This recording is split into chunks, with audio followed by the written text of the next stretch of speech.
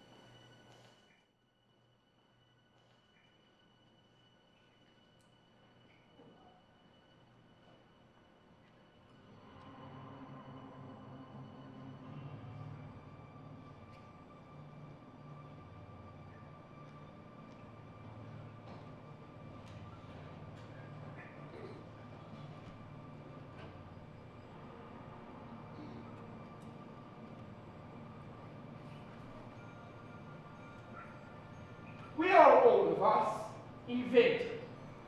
We are all of us cobbled together from cartilage and dust. Few of us know with certainty the name of our maker.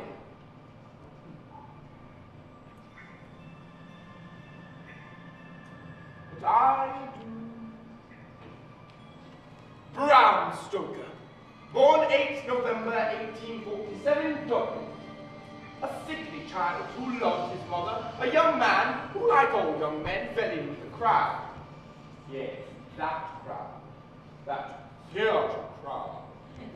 And our young Bram entered the theatrical profession in as low and base a manner as one possibly can. As a critic.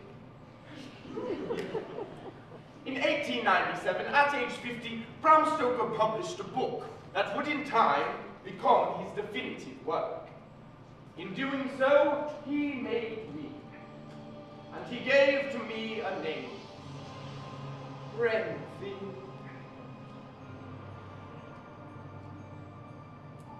And he gave me something more. Something so many of you wish for, pray for, beg for, and yet will never attain. Immortality.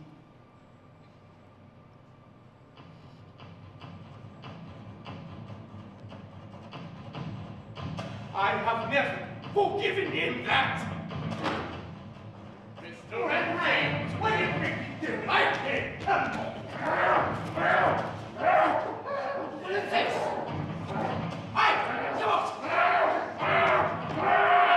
Come on, Mr. Renfield. Young time for therapy, son. Oh, in that way, after we are married, I'll be able to serve as Jonathan's stenographer. I will write down his thoughts in shorthand,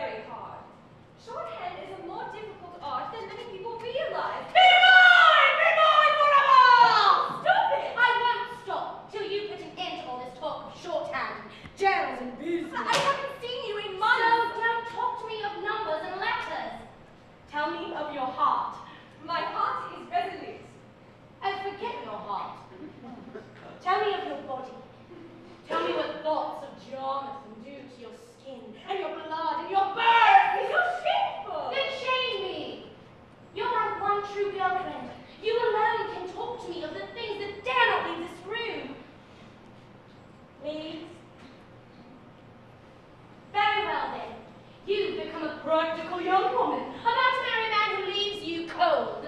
No, not cold. Not cold at all. Sometimes I think of his touch and my hands tremble, my lips become wet. I can feel my heart beating in my throat. He's only been gone a week and already I ache for him. When a letter arrives from him, his words make my hopes sing. My darling Mina, I write to you from the heart of the Carpathian Mountains. I am spending the night in Bistreets at a fine hotel recommended by my client, the Count. Tomorrow he'll send a carriage for, and we'll begin our work at his castle. I'm told this region, known as Transylvania, is one of the wildest and least known portions of Europe.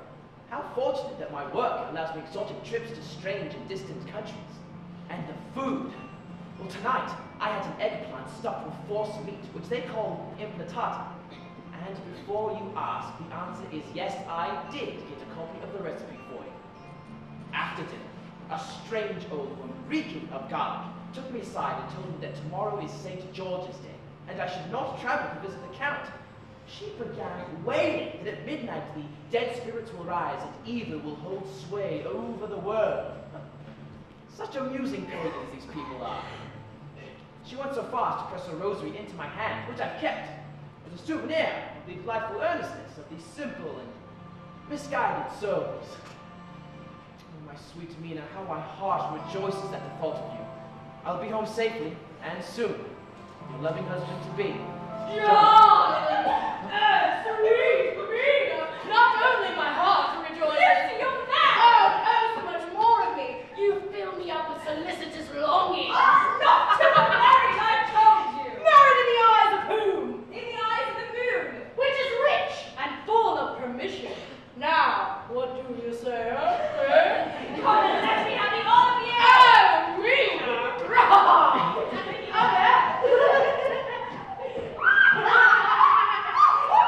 Miss Lucy? Miss Lucy! Go away, I'm dead. Miss Lucy, that gentleman is here again. What gentleman? Mr. Seward, the doctor. Dr. Lucy! What shall I tell him? Tell him to come back tomorrow. I am indisposed. Very well. Why didn't you tell me?